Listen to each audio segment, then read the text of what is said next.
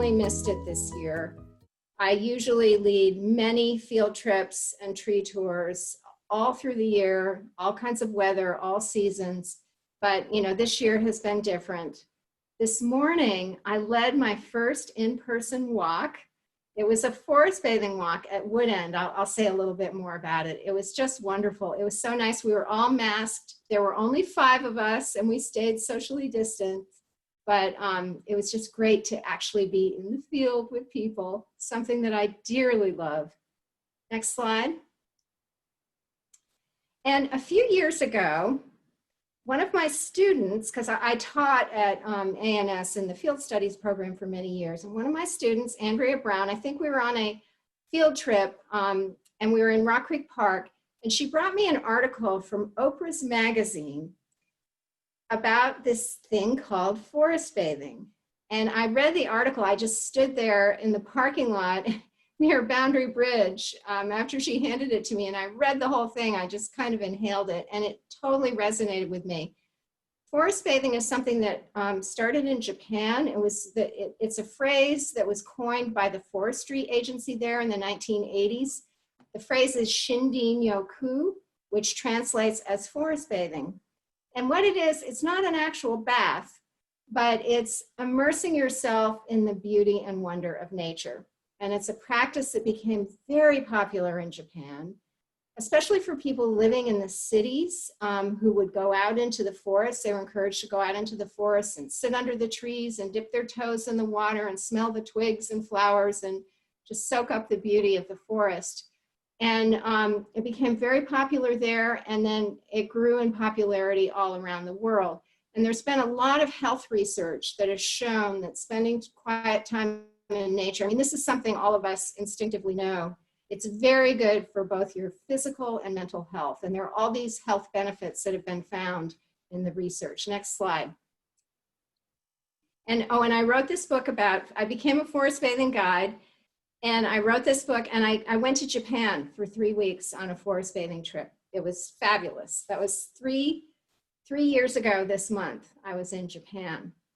So in normal times, we would be hugging trees like this. I mean, we're still hugging trees, but maybe not hugging our friends' hands as we hug the trees. You know, I love to lead forest bathing walks in Rock Creek Park. Next slide. This is a place that, you know, I've discovered all of these places that I never knew existed. This is a park called Oxen Cove.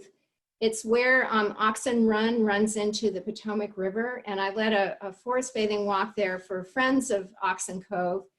And we found these smooth stones near the stream. And you can see we're holding, that's Annika Ahanui in the front. She's holding the stone up to her face. People found heart-shaped stones. It was part of our forest bathing experience. It was great. Next slide. And then I love to, you know, lead forest bathing. You don't need to be in a forest to forest bathe. It's all about slowing down, breathing deeply, and tuning in to the beauty and wonder around you with all your senses. So in normal times, I would be leading walks this month in the Castle Garden behind the Smithsonian, you know, in the Enid Haupt Garden. I am now doing those forest bathing walks virtually for the Smithsonian Associates. On the right, this is another photo that Anna took. We are among the bonsai trees at the National Arboretum.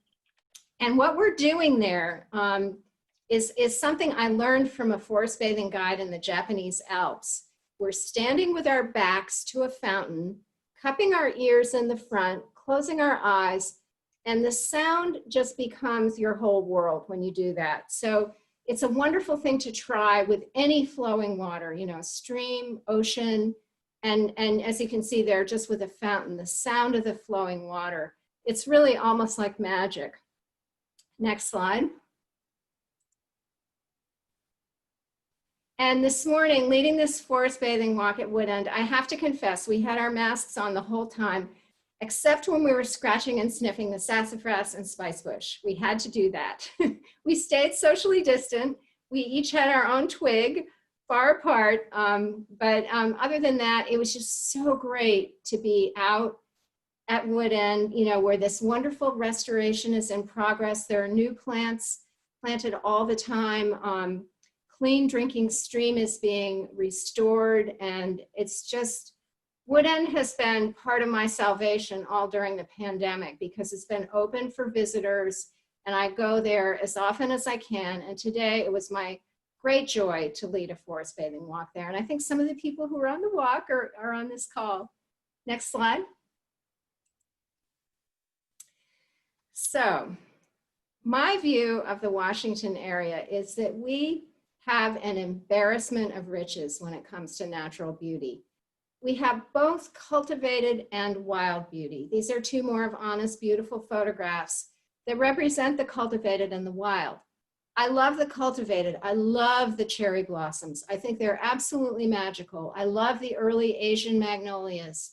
But I guess I love even more, well, it's a toss-up, but maybe even more the wild places where the Virginia bluebells grow. And these bluebells are on Theodore Roosevelt Island. Next slide. And we will get to the island. This is a long introduction. I hope not too long. And I think that a lot of people, you know, probably everyone on this call is a nature lover, just kind of, it's in your DNA. And you know, you couldn't live without your connection to nature.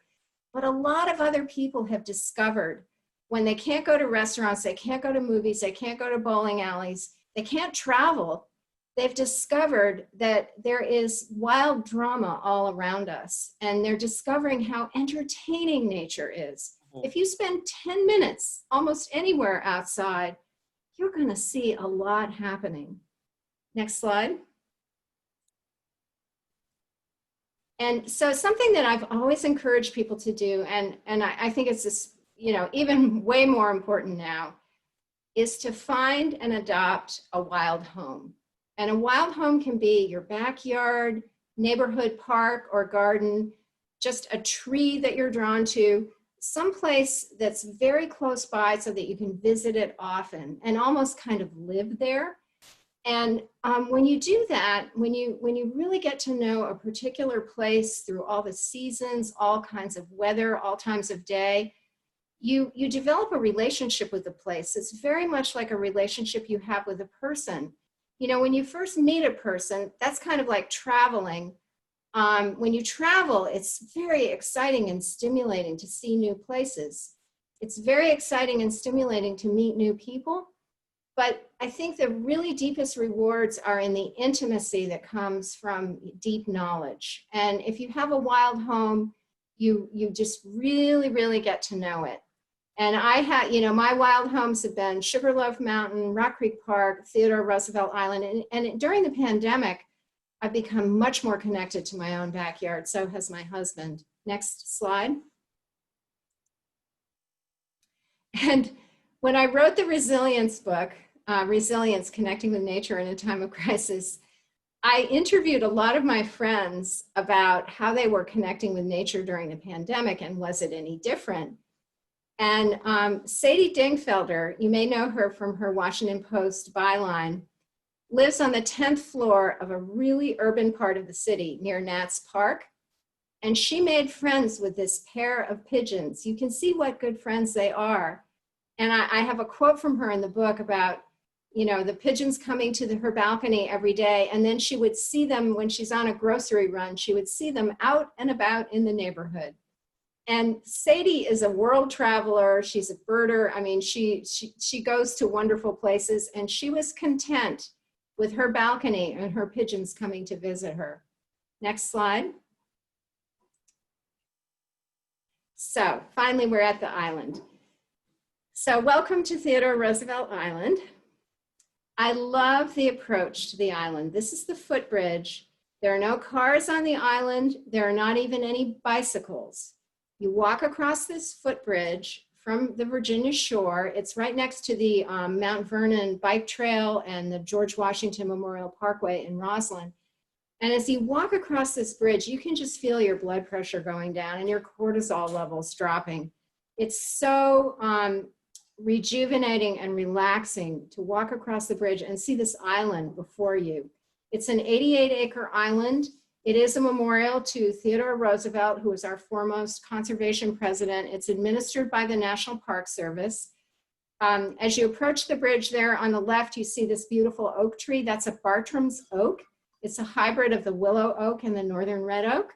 And on the right is a wayside sign about Roosevelt, the conservationist. And in recent years, the National Park Service, Friends of Theodore Roosevelt Island, and the Theodore Roosevelt Memorial Association, I'm sorry, that's what they used to be called. Now they're just the Theodore Roosevelt Association, have gotten together and created these wonderful new wayside signs on the island. Next slide. Oh, can we just go back to that one, Saranella? I'm sorry. I wanted to say that, you know, the trees that welcome you right away are silver maples. They're trees of the floodplain forest. Silver maples, American elms. There are some basswood trees just as you get across the island, spice bush, and you're immediately in this wonderful floodplain forest. And there are a number of habitats on the island. There's the floodplain forest. There's a boardwalk through the swamp and along a tidal marsh. There's upland woods. It's just incredible variety for such a small place. Next slide. So this is a photograph taken before the footbridge was built and even before the Theodore Roosevelt Bridge, you know, that carries traffic was built, and it was built in the 60s. You can see the island. It's perched there right in the middle of the Potomac River. At the top of the photograph is the DC Georgetown shoreline, Georgetown and Foggy Bottom. On the left is Roslyn and the George Washington Memorial Parkway. And then you see at the bottom of the island, there is another little island, and that is called Little Island. And the channel between the island and the Virginia shore is called Little River. And on the other side, the Potomac is called the Georgetown Channel. Next slide. And the Theodore Roosevelt Island sits at the bottom of the Potomac Gorge, which starts up at Great Falls. And really, you know, the 15 miles between Great Falls and the Theodore Roosevelt Island is considered the Potomac Gorge. It's one of the most biologically diverse places in the country. It's got all of these rare plant communities, including a prairie and bedrock terraces. We are just so, like I said, it's an embarrassment of riches here in Washington. And look at these wood ducks. I love Gary's pictures of the wood ducks because he often, you know, we're always so dazzled by the male wood duck. Gary often has the female wood duck in the foreground, and look how beautiful she is too. Next slide. And the Nacotchtank Indian tribe, they lived in the island. There's evidence that they lived there until the early 18th century. And they had a large village on the Anacostia River. This place was just so rich in fish and, you know, game and all kinds of plants. And I love going there and, you know, seeing edible plants and thinking about the generations back who harvested these plants for their livelihood, the cattails and, you know, all of the wild grains and the berries and just all of the, you know, all of the plants that provided food and medicine for the Nacotchtank people. Next slide. So the island has gone by a lot of different names. Anacostan, Analostan, those are some of the early names. And then in 1717, George Mason's dad bought the island. Over time, it became known as Mason's Island. The Mason family owned the island for more than 100 years. And what you see on the left is George Mason's son. And you know, George Mason is the one who authored the Virginia Declaration of Rights that is the template for the US Bill of Rights. And his son built this mansion that's there on the right in the latter part of the 18th century and cultivated the entire island. You can see how the whole island is cultivated with gardens and orchards. And I mean, it was a real showplace. And it was a place that people love to come, you know, like high society, Washington, a lot of prominent people came to the island. Next slide. I'm mostly going to be talking about nature, but I just want to give you this little glimpse of the history because it's so fascinating. So the Masons operated a ferry for many decades. And it went from Georgetown to the island. And you can still see the path that then went, they built a causeway to the Virginia shore, I think in 1807. And so you could take a ferry from DC to the island and then take the causeway to the Virginia shore.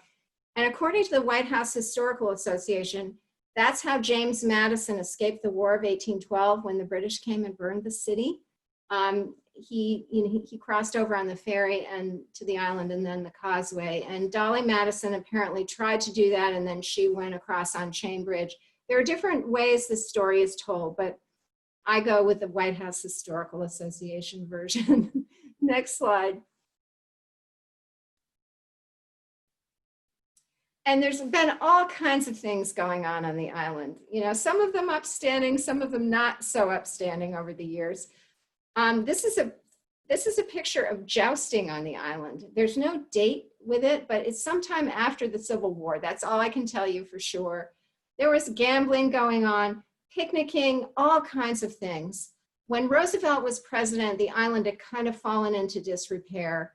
And there was a syndicate in New York that wanted to buy it and turn it into Coney Island. I think the Macmillan Commission had some hand in saving it from that fate, because when they, you know, studied the whole plan of the city, they thought that the island should be a, you know, a nice natural destination for people. Next slide. And during the Civil War, the first US colored troops trained on the island. And they were very distinguished soldiers. Next slide. This is another one of the new wayside signs. Some of them then were in the Spanish-American War alongside the Rough Riders. So in 1931, the Roosevelt Memorial Association, which is now the Theodore Roosevelt Association, and they're actually coming here next week to celebrate their, to have their annual meeting. So they purchased the island as a memorial to Roosevelt. They thought it was appropriate to have this wild island as a memorial to the conservationist naturalist president. And Frederick Law Olmsted was commissioned to, it had really, the mansion was in disrepair, and it, just wasn't in good shape.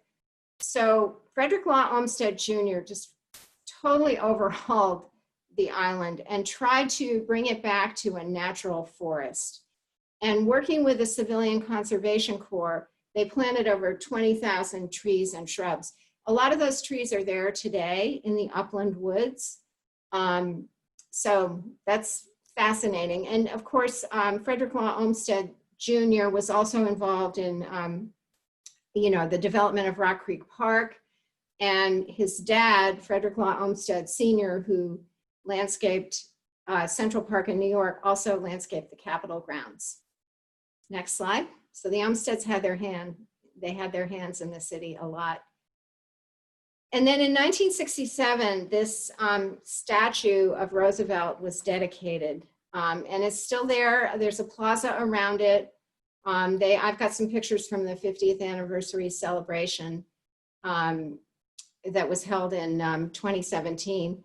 I'm not sure what Roosevelt would think of this statue and this plaza. I have a feeling he might prefer the wilder parts of the island. Just a wild guess. Next slide. So as I've said, he was our foremost conservationist president. He preserved 230 million acres of public land, and that included national parks, bird refuges. I think there were like over 50 bird preserves that have then become national wildlife refuges. There was a lot of resistance to his conservation of land. Joseph Cannon, who was the Speaker of the House, said he wouldn't spend one dime on, I won't spend 1 cent on scenery. And when he wasn't able to create national parks, he did creative things with the Antiquities Act. So he preserved the Grand Canyon, not as a national park, because he couldn't get away with that, but as a national monument, and then it later became a national park. He established the U.S. Forest Service. I mean, he was here he was on the scene in a really pivotal time in our country and saved a lot of land. I mean, it just cannot be overestimated what he did. Next slide. So a lot of people know that he was a conservationist. I think fewer people know that he was a lifelong naturalist. He was actually a member of ANS. You can't really see it. This is another wayside sign, new wayside sign on the island, but there's a little drawing of a shrew that he did as a young boy. When he was 8 years old, he started the Roosevelt Museum of Natural History in his house. And his dad was instrumental in starting the Natural History Museum in New York. He was a really dedicated naturalist. Next slide. He had terrible eyesight. So when he describes birds, and I'm going to talk about him as a nature writer too, he always describes their songs first. And you know, he birded by ear because he couldn't see very well. And this is the white-throated sparrow, and he described the song of the white-throated sparrow as singularly sweet and plaintive, which I think is just perfect. And my friend Ann Sturm, who is with us tonight, gave me the good news a couple of days ago that the white-throated sparrows have come back to she lives near Sugarloaf Mountain, and they're back there. And so I'm out every day listening for them here and haven't heard them yet, but Ann, I will let you know as soon as I do. Next slide. So he was an amazing nature writer. Roosevelt wrote over 30 books and 150,000 letters. You know what his first book was? The Birds of the Adirondacks. And I love his writing. This is behind the statue on the plaza on the island, there are these 4 tablets that have different themes: nature, manhood, youth, and the state. And of course, the nature pillar is the one that I like the best. And there is this quote from Roosevelt: "There are no words that can tell the hidden spirit of the wilderness, that can reveal its mystery, its melancholy, and its charm." Next slide. If we could go back to the map. So Friends of Theodore Roosevelt Island is kind of like the Rock Creek Conservancy. They're a partner organization to the National Park Service. And they do all kinds of things: education programs, field trips, things with children and families. I mentioned the wayside signs. They do invasive plant removal. And it's just a wonderful all-volunteer organization. And they made this wonderful map on the 50th anniversary of the statue in the plaza. So you can see the trail network. Up at the top is the boardwalk. It goes through a swamp that has a lot of silver maples and box elders in it, and then out into this open tidal marsh along an inlet. That's my favorite trail on the mountain. I mean, on the island. And then there's just this wonderful network. And it's great now during the pandemic because the trails are very wide. So you can walk there and, and really easily maintain the 6-foot distance. The parking lot the island doesn't get overcrowded, but the parking lot often fills up on weekends. So if you can go during the week, that's the best thing. Next slide. And so the Friends of Theodore Roosevelt Island created these bird books, one for each season. Next slide. And this was an invasive plant removal day on Martin Luther King Jr.'s birthday this year, and I took part in this. We were removing English ivy and honeysuckle. Next slide. Okay, so here are some of the things that I really love about Theodore Roosevelt Island. It is right on the fall zone, right on the fall line, where the Piedmont, which is the hilly region that goes over to the mountains, meets the coastal plain, which is the flat land that goes over to the eastern shore. The island is smack dab right on the fall line. So in the northern part of the island, it's very rocky. You have this metamorphic rock from the Sykesville Formation. And then as you go to the southern part of the island, it flattens out and you're in the coastal plain. It's really dramatic and really cool. Next slide. And there's quite a dramatic change in tides. The Potomac River is tidal up to this point. And you know, it's not salt water, it's fresh water. But you can see this is the same place in high tide and low tide. You can see how dramatic that is. It's especially dramatic at the full moon and the new moon. And you can watch the tide reversing if you're patient. You can sit by it and you'll see the water coming in and then you'll see it going out again. The reason Washington, Georgetown and then Washington was located here is that we're right on the fall line. So it's not easy to get a big boat or ship up any further upriver from here until the canal was built. And so this is where the city grew up. Next slide. And I love the trees. This is my favorite tree. I've named her Grandmother Sycamore.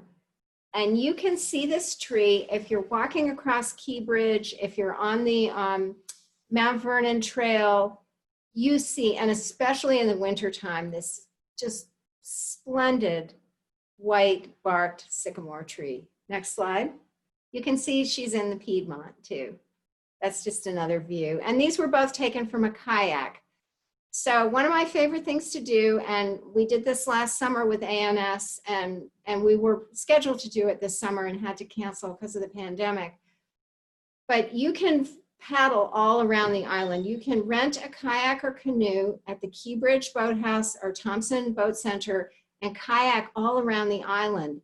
It's wonderful. And you can still do this on your own. You have to make a reservation at the boathouses. If you just type in boating in DC or Key Bridge Boathouse or Thompson Boat Center, you can make a reservation. I had a wonderful time a couple weeks ago. I rented a kayak and paddled around the island. I was the only person on the water. It started to rain when I was out there, but I was just as happy as a clam. And anyway, next slide. So if you paddle along the western shore down Little Island, it's very wild along there with the trees and the wildflowers. And then you come around the corner at the base of Little Island, and that's your view right there, the Lincoln Memorial Bridge, the George Washington Monument. I love this juxtaposition of the wild and the monumental. On the right, now I have to admit I'm not a huge fan of the Kennedy Center architecture, but when it's framed by cattails and black willows, it's much improved. So that's taken, the picture on the right is taken from the boardwalk looking through the cattails at the Kennedy Center. Next slide. And this is the view when you're just looking head on. Next slide. And this is the view looking up Little River toward Key Bridge. You can see the spires of Georgetown there. It just could not be more beautiful. Next slide. And you know, in the summer, this is what it's like. It wasn't quite as active this year, but people were out in their boats. Next slide. This is a pre-pandemic picture. I love to see in normal times, all the cross-country teams training on the island. They run over from the Virginia shore and run on the island paths. Next slide. And this is Little River. You know, sometimes it's just as smooth as glass. Next slide. So I'm just going to do a time check here, see how we're doing. Ooh, not so good. So this is the western shore, and as I was saying, it's very wild on the western shore. These are pickerel weed plants. one of the best ways to see wildflowers in our area is to paddle along, you know, either around Theodore Roosevelt Island or up at Fletcher's Cove, just paddle along the river. I used to take my summer wildflower class there all the time, and it's amazing what you can see from the water. Next slide. And this is the pickerel weed, a closer view. A lot of the wetland plants that grow along the shore of the island have either heart-shaped or arrow-shaped leaves. Next slide. And I want to just read a short passage from the book. This is an aster or daisy family plant called sneezeweed on the left. And there's, you see the turtle there on the log. A familiar sight, and you would see this if you paddled around the island right now. We've got some nice weather for it too. I'm going to get out there again. Okay, so this is a passage that was written on August 10th. The title of this entry is "Nature Carries On," and I'm out in a kayak here. Once I'd crossed the Georgetown Channel, I headed south along the Theodore Roosevelt Island eastern shoreline. Out on the river and skirting the island shore, I thought of the Nacotchtank people who resided on the island and all the many native tribes who canoed up and down this river through the ages, hunting, fishing, foraging, and trading, traveling by a method not unlike my own. Strip away the Watergate Hotel, the Kennedy Center, the Lincoln Memorial, and the airplanes zooming overhead, and there are fewer of those these days. And the feel of paddle, oh, and I didn't say that my year of record was the summer of 2016 to the summer of 2017. Strip away the Watergate Hotel, the Kennedy Center, the Lincoln Memorial, and the airplanes zooming overhead, and the feel of paddle dipping and pulling river water would be the same. Timeless. I soon spotted a yellow wildflower newly blooming along the shore, an intriguing looking member of the amazing daisy family called sneezeweed.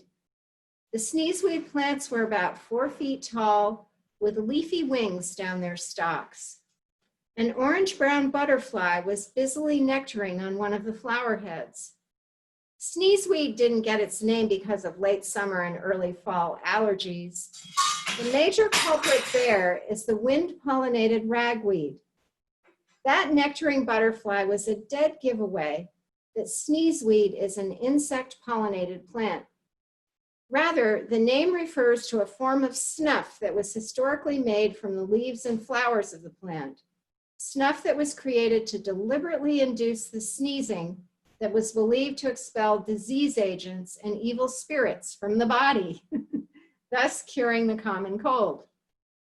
Paddling toward Little Island past the white-barked sycamores, the cinnamon-colored river birches, the delicately leafed black willows, and the slender and sinewy musselwoods, I came upon a log jutting into the river on which several turtles of various sizes and ages were basking. Some looked fully relaxed and drunk on sunlight, and some had their hind and forefeet sticking out at uncomfortable looking angles, rigidly held in place in midair.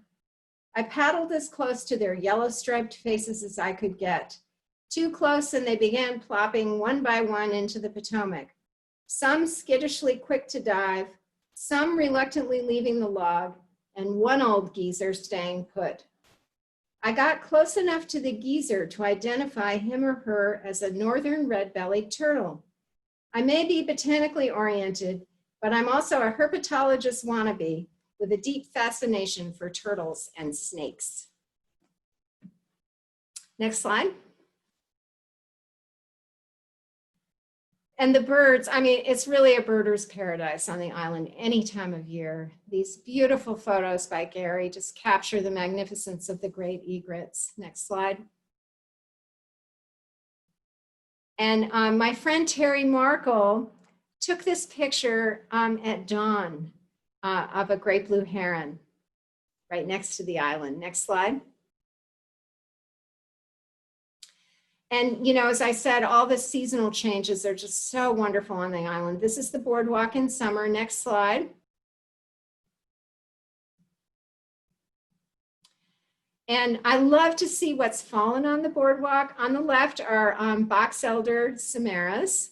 And on the right, I was so happy to see those green ash samaras just a couple of weeks ago, because the emerald ash borer has really done a job on the ash trees on the island, and probably most of them have succumbed. But there's the proof that some of them are still carrying on. Next slide. There's wild rice growing in the tidal marsh. Next slide. Wild oats and rye, several species of wild rye. Next slide. And the wildflowers are incredible. That is New York ironweed there growing along the tidal inlet. And on the left, one of my favorite wildflowers is the Virginia dayflower at the top. The sky blue color of that flower just mirrors the sky. And then the arrowhead down in the lower left, just lots of, great abundance of wildflowers from the early spring all the way through the summer and fall. Next slide. And I was delighted. I was paddling one day next to a big rock outcrop near where I showed you the picture of the sneezeweed and the turtle. And I came upon this swamp rose plant, and it's a wild native rose, and it's so fragrant. The cardinal flowers that bloom on the island, they were a favorite of Roosevelt. He wrote, he's better known as a birder, but he also loved wildflowers. And he wrote in his autobiography about some of his favorites, including the cardinal flower. Next slide. And I had to, I know we worry about an overabundance of deer and they're very destructive, but I had to include Gary's picture of this beautiful buck. And I have to say, it's exciting when you're paddling around the island to see a buck just standing and looking out over the water. Next slide. This is a very common sight. I think on every time I've paddled around the island, almost without exception, not only have I seen ospreys in the warmer months, but I've seen them catch fish and carry them. Next slide. Bald eagles. When I was out just a couple of weeks ago, I saw 2. Next slide. And the wood ducks. And again, you can see here how Gary put the girl in front, and she's got that lovely white eyeliner. She's beautiful. She's beautiful. We shouldn't overlook her. Next slide. Gray squirrels. Always fun to see them in action. Next slide. And then in the autumn, this is later in the autumn when we have the muted colors. It's really beautiful. It's really beautiful there now. There's a lot of fall color already. Next slide. Are there any questions you wanted me to answer, Christina? Nope, there has not been any questions in the chat box. But. Okay. So these photos show, I think that's poison ivy on the left, the vine growing up the tree, and Virginia creeper on the right. And I describe this in my book as the trees look like they're tied with red ribbon. They climb up the trees, and that's what you see right now. Next slide.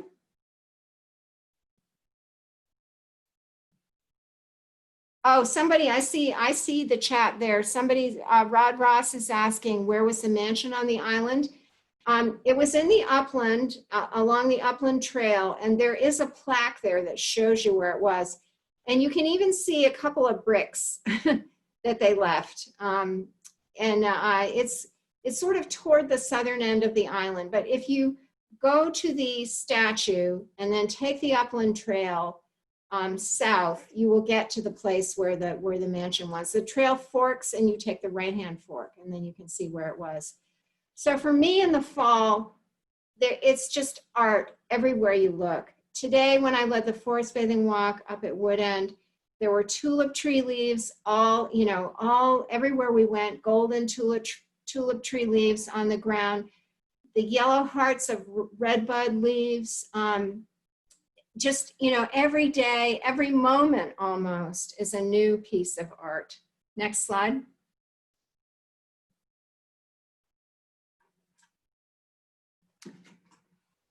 And this is the inlet in the autumn again with the bald cypress tree.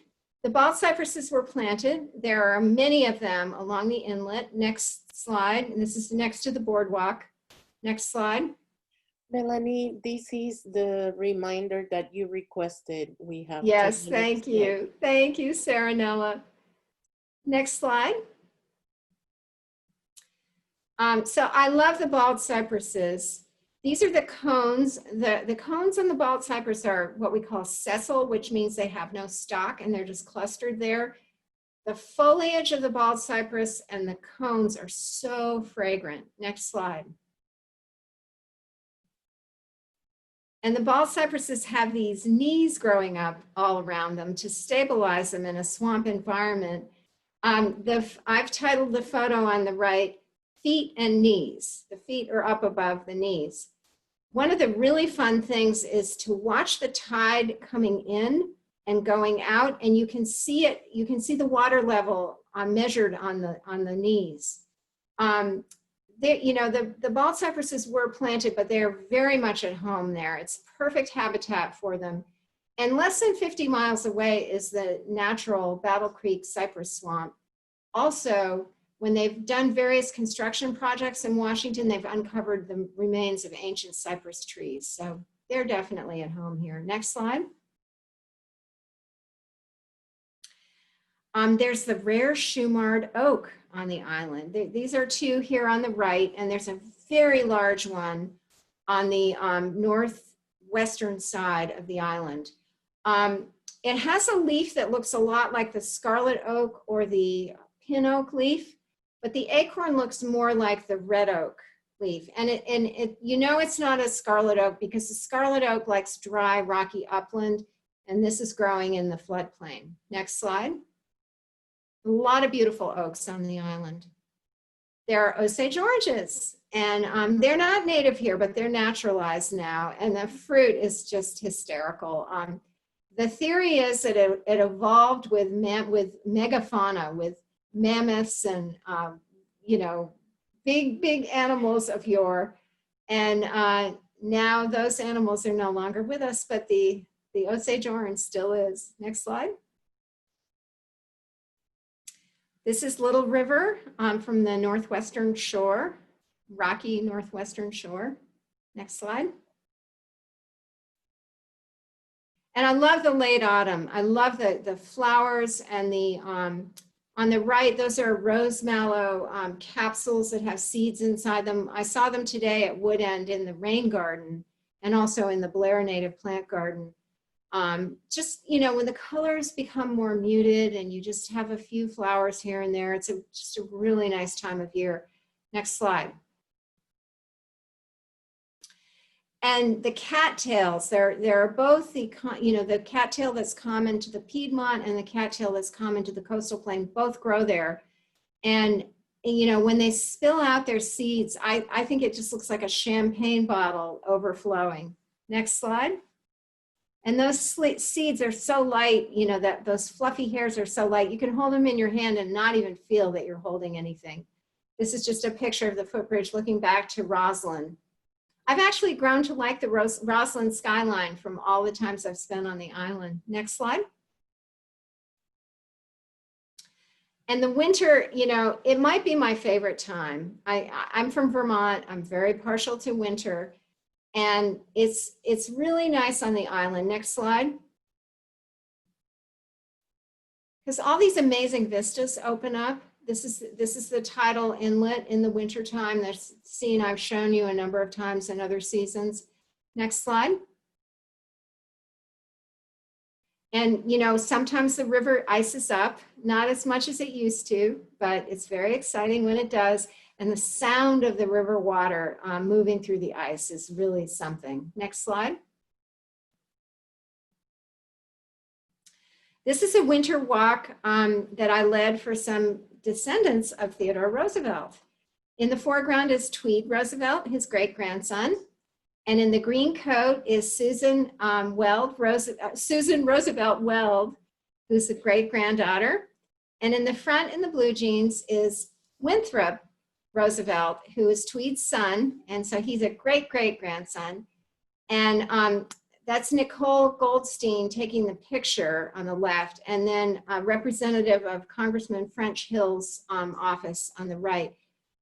Winthrop discovered that there were beaver tracks. It was low tide, and in this mudflat, there were beaver tracks. So this is a photograph of descendants of Theodore Roosevelt looking at beaver tracks. Next slide.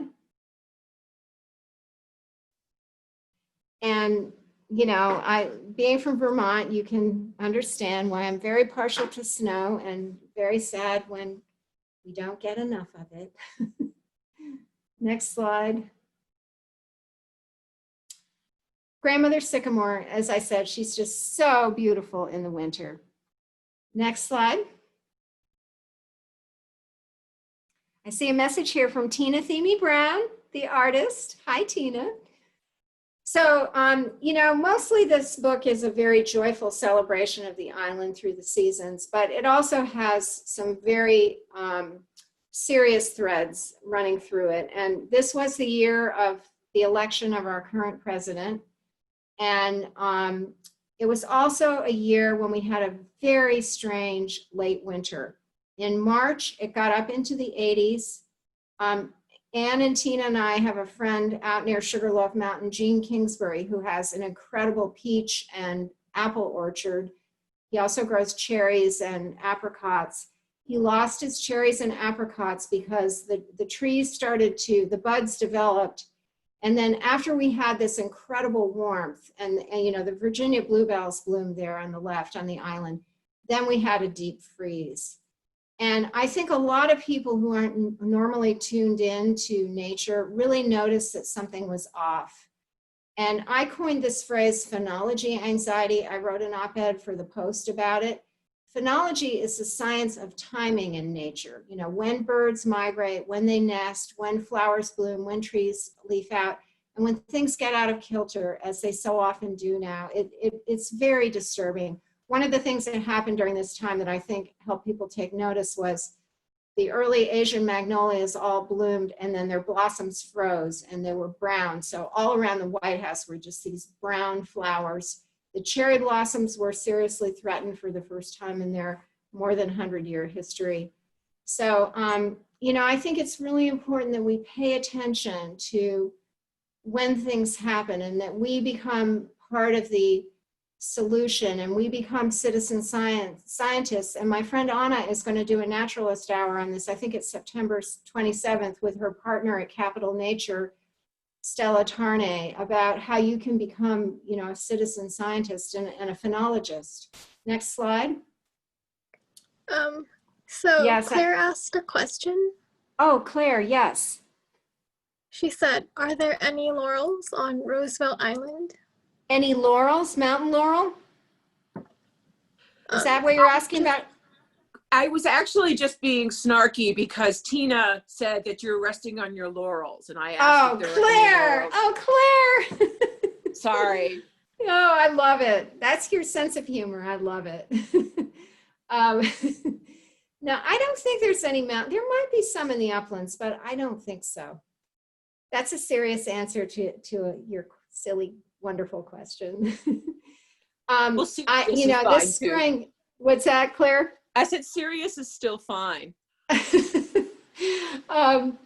So after that weird late winter, it was so nice. I just felt so comforted when we had a normal spring following it up. Next slide.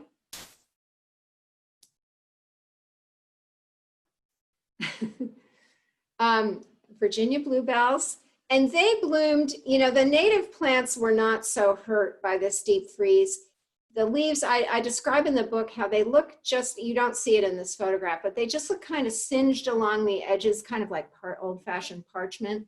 Next slide. And Saranella, I know we're at almost 8 o'clock now. Can I go for a couple more minutes? I know you wanted to wrap up. I'm so sorry. Huh? Sure, a couple minutes is fine. Thank you. Okay. So I just love the way the spring beauties and trout lilies just spring from the rocks. Next slide. And there's toadshade trillium. Next slide. And Gary, he's really an amazing bird photographer. He also takes these wonderful pictures of trees. On the left are the American elm samaras, which you see, that's just a very dramatic sight in the late winter and early spring. And I love his musclewood picture there on the right. Next slide. Redbud. Next slide. And there are lots of reptiles and amphibians on the island. There's a black rat snake. I think it has a new common name. And climbing a tree. And then on the left is a 5-line skink. And on the right is a box turtle. I've never seen a box turtle on the island, but I'm so happy that Gary has. Next slide. This was an ANS field trip in April. We're having our lunch on the platform next to the boardwalk under the bald cypress trees. And in the middle, we were looking at the wildflowers and somebody found this gray tree frog, little gray tree frog. And you can see how abundant the Virginia bluebells are. They have a terrible carpet of lesser celandine, the invasive lesser celandine, but the natives just, I was amazed at how well they have thrived in the face of that. Next slide.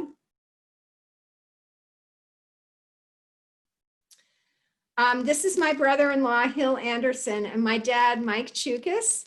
Hill practices Tai Chi, and my dad is a lifelong birder. You can see he has his binoculars. So they came to the island with me and my sister Ellie, and Ellie and Hill did Tai Chi on the boardwalk platform, and my dad was very happily watching the wood ducks and the great blue herons. Next slide. And I feel terrible because I'm over time here, but I have this funny story in my book about Shag Island. I named this rock outcrop Shag Island. It's south of Little Island, kind of between Little Island and the Memorial Bridge. And there are always cormorants on the rocks and in the water around the rocks. When my grandparents retired to Maine, they were from Maine and they retired there. My grandmother had a telescope that she used. She lived across the mill pond from her neighbors, and she'd keep track of them with this telescope. And my dad, being a birder, when he came to Maine, he used it to look at birds. And among them were cormorants, which are locally known in down east as shags. And then they call any big bird a shag. So my grandfather would say to my dad, and with amused disgust, "Why are you wasting your time looking at those? A shag's a shag." So that's just kind of a little saying in our family, a shag's a shag. So that's the reason I named that Shag Island. Next slide.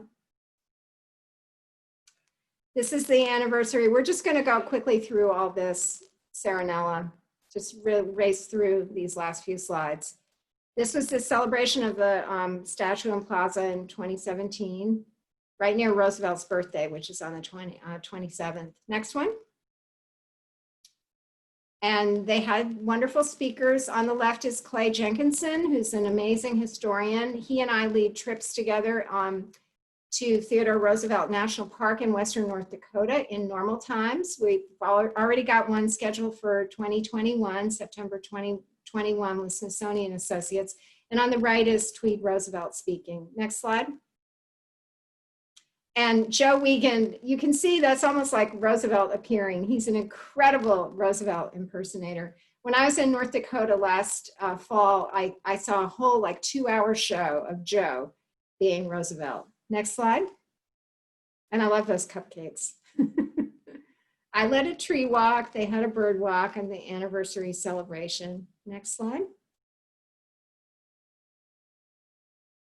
And the Eastern Cottonwood, there are cottonwoods on the island, and what's really cool is Roosevelt, as a young man, went out to the Badlands of Western North Dakota. He cattle ranched. He went out there initially to hunt buffalo, and then he bought a cattle ranch and lived there. And all along the Little Missouri River, where his Elkhorn Ranch was, are cottonwoods. It's the same species as our Eastern Cottonwood, and they turn a brilliant gold in North Dakota. Next slide.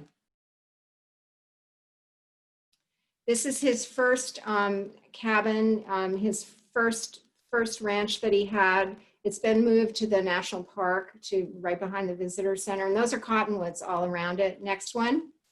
I was going to read a passage from the book of him describing the cottonwoods in the Little Missouri, but we're out of time. So just Theodore Roosevelt National Park, I think, is one of the best kept secrets in America. It's an extraordinarily beautiful place with a large bison herd and absolute metropolises of prairie dogs and elk. And it's just stunningly beautiful and incredibly rich with wildlife. Next slide. It's in western North Dakota. This is the Little Missouri River. Next slide. This is really off topic, but in the visitor center in the park, they have this shirt that Roosevelt was wearing when he was a bull moose candidate in 1912. He got shot in the chest, and he kept talking for almost an hour before he'd let them take him to the hospital. And that is the bloody t-shirt he was wearing. You can still see the bullet hole and the blood. Next slide. Stephanie Mason. I interviewed her for the Resilience book in the spring, and she said this wonderful thing. You don't have to mind social distancing with a violet. You can bend down and peer into its flowering face and breathe deeply of its scent. Next slide. These are just some of my beat up field guides. I wanted to point out Alonzo Abugadas has this, he gave a couple of presentations, right, Saranella? And he has this wonderful book out about the reptiles and amphibians of the Washington area. I told him I've been waiting for this book for years. Next slide. And, you know, there's just nothing better for children than getting out in nature now. You know, the poor kids are having to stare at screens, and for all of us who have to stare at screens, being out in nature is just the best medicine. Next slide. And sharing our nature experiences with each other. These are two friends of mine who live in the city, Sandy Willen and Terry Markle. And they send me pictures almost every day of the Botanic Garden, the Capitol grounds, all the beautiful places that go right in the city. Next slide. And I was going to do a little forest bathing exercise here, so maybe you can do it after we're done. And that is just to close your eyes, even if you're indoors, and imagine that you're in a place of natural beauty that you love. And it can be a place that you visit regularly, or something you remember from childhood, or a place you visited, and just go there in your mind. Next slide. I just wanted to close with this wonderful thought from Theodore Roosevelt. It is an incalculable added pleasure to anyone's sum of happiness if he or she grows to know, even slightly and imperfectly, how to read and enjoy the wonder book of nature. Last slide. Thank you so much. Thank you to all of you. Thank you, Christina. Thank you, Saranella. Thank you, everybody, for being here. And I don't know if we have time for any more questions. Huh? Yes, that was wonderful. Thank you so much, Melanie. And I would like to invite our audience, if you have some questions for Melanie, this is your last chance, whether it is with your voice or the chat. This is your time.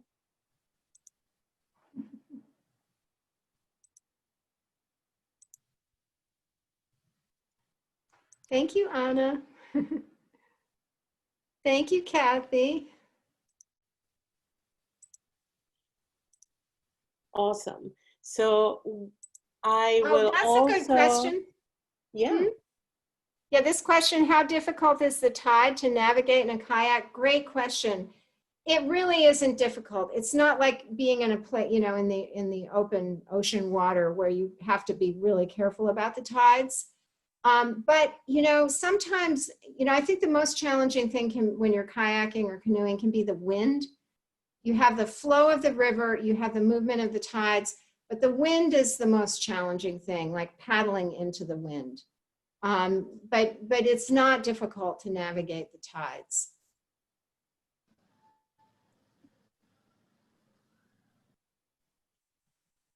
Do you Oh, the mind mural describing the mural behind you?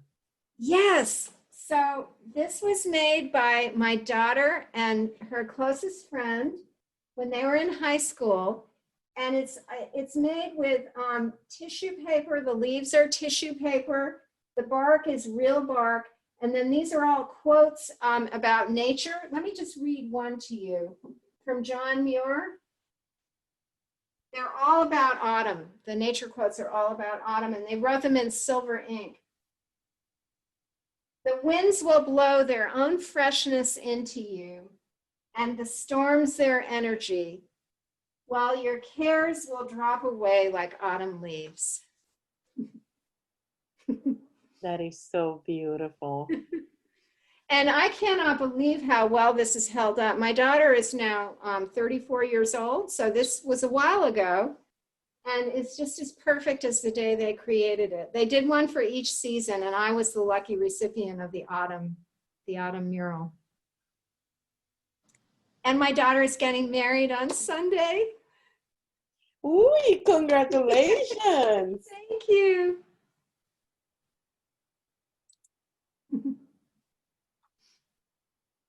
Thank you, everybody, so much. And I'm sorry I went over. I clearly have to cut back on some of those slides. It's hard to do. No, it's totally fine, especially when it is so relaxing and so nice to see nature through your eyes. So thank you so much for that. Thank you so much.